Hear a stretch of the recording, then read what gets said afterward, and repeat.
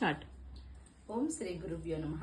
ఈరోజు రథసప్తమి, మాఘమాసంలో వచ్చినటువంటి రథసప్తమి విశేషమైనటువంటి ఈరోజు ఆదివారం, సూర్యనారాయణ స్వామికి ఇష్టమైనటువంటి రోజు, చక్కటి తిథి కూడా ఈరోజు.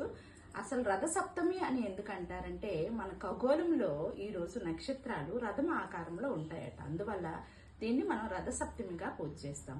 ప్రత్యక్ష దైవంగా సూర్యనారాయణ స్వామికి మనం పూజించి నమస్కారాలు చేస్తాం, సూర్య నమస్కారాలు. అలాగే ఆరోగ్య ప్రదాత అని ఎందుకంటారు? అసలు ఈ పుణ్యక్షేత్రం ఎక్కడుందంటే శ్రీకాకుళం జిల్లాలోని అరసవెల్లి గ్రామంలో ఈ సూర్యనారాయణ స్వామి వారి దేవస్థానం ఉంది. ఇది ఎలా ఏర్పడింది? ఒకానొక టైంలో, కరువు టైంలో బలరాముడు నాగల కొనతో అక్కడ నాగావళిని సృష్టించాడనమాట. అలాగే ఆ నది ఒడ్డున ఈశ్వరుడిది ఉమారామలింగేశ్వర స్వామి వారి దేవస్థానాన్ని ఆయన అక్కడ ప్రతిష్ఠించారు. ఆ దేవస్థానం దర్శనంకి దేవతలందరూ వచ్చారట. అప్పుడు ఇంద్రుడు కూడా వచ్చాడు.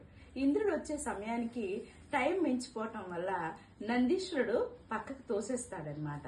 దానివల్ల ఆయన పడిపోయి అపస్మారక స్థితిలో పడిపోతాడు ఇంద్రుడు.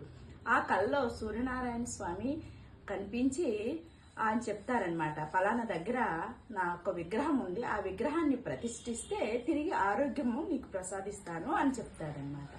అప్పుడు ఎక్కడైతే ఆ స్వామివారు చెప్పారో అక్కడ తవ్వేటప్పటికి సూర్యనారాయణ స్వామి విగ్రహం అక్కడ వచ్చింది. అదే మనం ఇంద్ర పుష్కరిణిగా, స్వామివారి దేవస్థానం ఎదురుగా ఉన్నటువంటి ఇంద్ర పుష్కరిణిగా మనం పిలుస్తామన్నమాట. ఇంద్రుడి చేత అక్కడ తవ్వబడింది కాబట్టి ఆ విగ్రహాన్ని స్వామి ఇంద్రుడే స్వయంగా ప్రతిష్ఠించారు కాబట్టి అక్కడ ఇంద్రుడికి తిరిగి ఆరోగ్యం ప్రసాదించారట సూర్యనారాయణ స్వామి.